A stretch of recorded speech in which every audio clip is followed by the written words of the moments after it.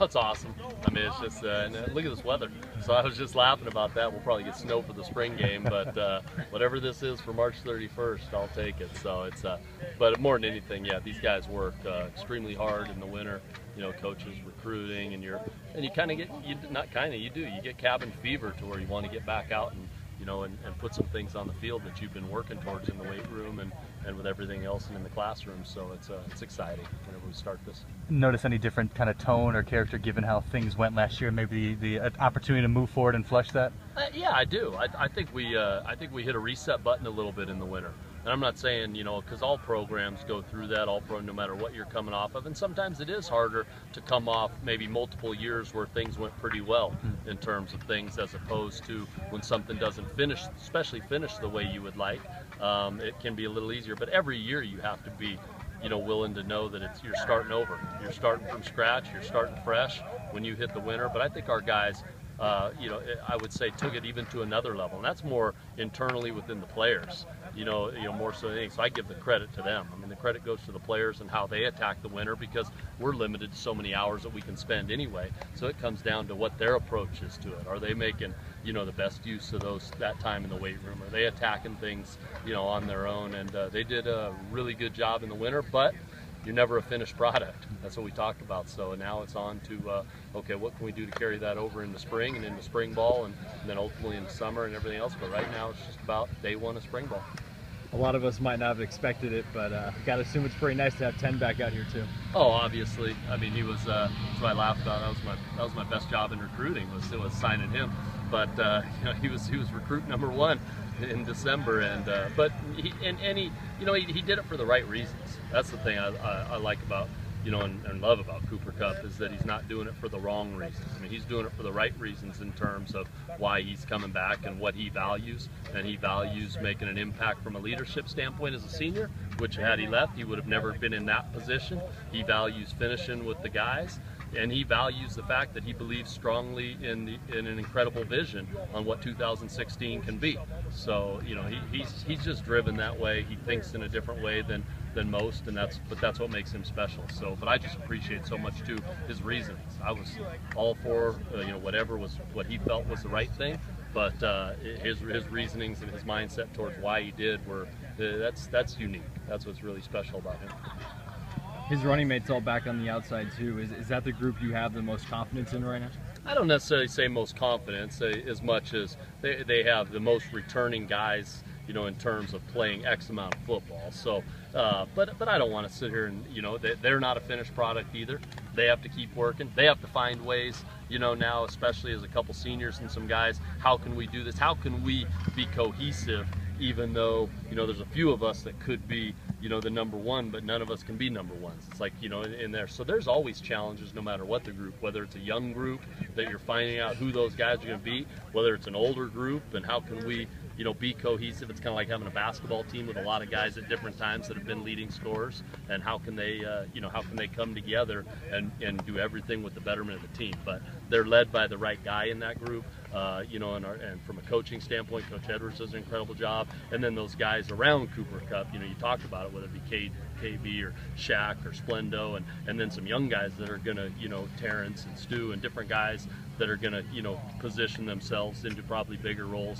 They have the right mindset already. You can see that. So yes, I feel great about that group, but I'm confident about, a lot of, just what this entire team can do. Even the guys who haven't played yet, but we've gotten to see them, bird's eye view, whether it be in the weight room or maybe a scout team last year, whatever it might be.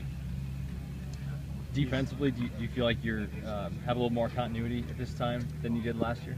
Yeah, I would say there's differences in terms of certain buzzwords you use or certain things you say or certain things that were maybe a little bit, on the new side last year, even though it wasn't all, where now it's, you're able to hear that and get to it a little faster, which allows you to get to other things a little bit quicker and that way. So yeah, I think definitely you grow. I mean, you grow, and again, it's kind of keep using the term, nothing's ever, no one, no unit, no team. We're never finished products. So, we're going to continue to grow. But yes, we're in a different place than we were a year ago in that regard, but at the end of the day, it comes down to, I give the credit to the players. It's going to come down to those guys and their ability to make plays and their abilities, to grow together and their ability, to come together, and have, all the confidence in the world in that group and how they're going to both lead and how they're going to both attack things, in the off season to allow them to, just, improve as a group. You're onto a pretty good thing here, but you've had a whole off season to tinker and all that stuff. Is there anything, this is your first chance now to kind of tinker and put some stuff in? Is there anything you're excited about doing offensively, defensively, special teams, anything as far as this team schematically goes? Yeah, I think there are some things. I mean, I think you're gonna, whenever you hire a couple new coaches, they bring new ideas too. And we have a new coach hired on both offense and defense, so you get some new ideas and some fresh thoughts and some fresh, not to get into too much detail about it, but I think you'll be able to see some things that maybe look, a little bit different. A lot of it'll look the same, but there are definitely some things that you're excited about as we go through meetings and we go through stuff. We said those exact things. It'll be fun to see it now out on the field and see how the guys respond to it on the field, with the live bullets. Not live necessarily, especially today, but with the live bullets of actually getting to snap a football and doing it that way rather than just, talking through a meeting room. Maybe the truest, I guess, quarterback competition you've had maybe in a few years. I guess Jordan West kind of had the leg up going on last year. What have you seen from those guys, and how do you expect the kind of the nature of that to be going forward? Yeah, I've seen them all work towards, a great winner in terms of both in the weight room, both in, their self-discipline to want to come in and work on continuing to get better, work on continuing to, to learn maybe some of the new stuff, some of the stuff that might be slightly new. They all had an eagerness. The thing I haven't got to see is them take any reps in the winter. So, you're not going to know until they get back out there and really get in those, live bullet type situations. And even these, you sometimes are hesitant because not all these are live bullets. So we'll be able to get a lot answered.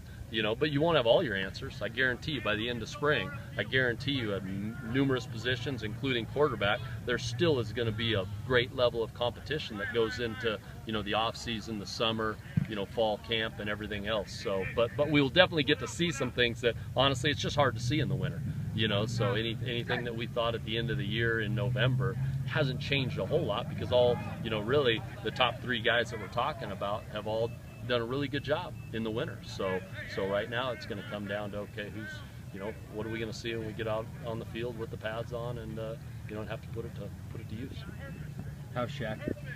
He's solid. I'd use it at that. I haven't really got to truly see him start to go again, but it is better news than it once was, because we thought he could have hurt his ACL again, and instead it wasn't that.